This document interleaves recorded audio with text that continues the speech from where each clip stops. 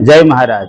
योगीराज परम पूज्य श्री संतराम महाराज ना दिव्य अखंड ज्योतना आशीर्वाद तथा वर्तमान महंत श्री परम पूज्य रामदास महाराज श्री ना आशीर्वाद तथा श्री संतरामेश्वर महादेव खाते श्री शिवरामदास महाराज श्री ना आशीर्वाद हेठळ आज देव दिवाળી पर्वणी श्री संतरामेश्वर महादेव डूंगा कोई कमंडल कुंड खाते भव्य उजवणी करवामां आवी।